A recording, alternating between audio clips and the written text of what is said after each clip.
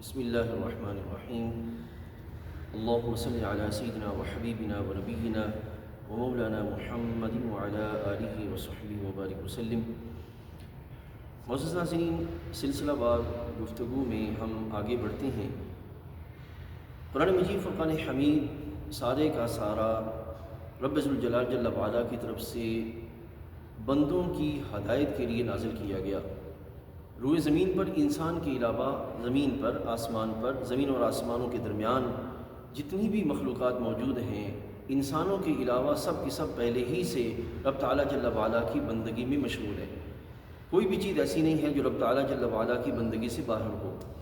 جملہ مخلوقات کی بندگی معزز ناظرین یہ ہے کہ رب تعالیٰ جل وعلا نے ان کو جس حال پر پیدا کیا، جس کیفیت میں، جس صورت پر پیدا کیا، جب سے پیدا کیا تب سے لے کر آج تک وہ اسی صورت پر قائم ہے، اسی حال پہ قائم ہے، اسی مزاج پہ قائم ہے، اسی نظام میں قائم ہے۔ لیکن انسان ہے، اس کو رب تعالیٰ جل وعلا نے بطور آزمائش اختیار کی صورت دی ہے، اور بطور آزمائش رب تعالیٰ جل وعلا نے اس کو خواہشات اور دنیا کی آزادی بھی دی ہے اور نظام بھی عطا فرمایا ہے، اور اس لحاظ سے اس کو آزمایا ہے کہ چاہے تو اس نظام پہ قائم رہ کر میری بندگی اختیار کرو، اور چاہے تو جو ہے وہ نظام سے بغاوت اختیار کر کے اپنی زندگی گزار لو۔ دونوں میں سے رستہ جو ہے وہ تمہارے سامنے ہے۔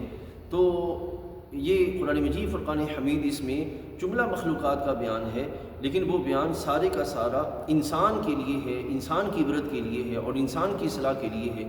آپ دیکھیں، ایک وہ چیز ہے جو فطرت میں تخلیق کی گئی ہے، اور ایک وہ چیز ہے جو انسان خود بنا رہا ہے۔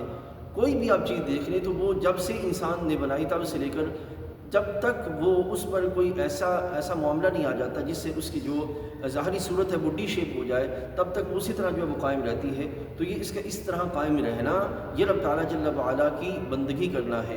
اور انسان جو ہے چونکہ یہ دائیں بائیں اس کے پاس جو ہے وہ چوائس موجود ہے جانے کے اعتبار سے، تو اس کی بندگی یہ ہے کہ یہ اپنی معاملات، اپنی خواہشات، اپنے خیالات کو احکام خدا بندی کی موافقت میں، مطابقت میں لے کے چلے۔ تو جتنا یہ موافقت میں، مطابقت میں، مطابعت میں آگے بڑھے گا، اتنا یہ اپنی بندگی میں رب تعالیٰ کی طرف جو ہے وہ کامل ہوتا چلا جائے گا۔ اللہ تعالیٰ جل وعلا ہمیں خیر کی راہوں کو صحیح طور پر سمجھنے کی توفیق عطا فرمائے۔ السلام علیکم ورحمۃ اللہ۔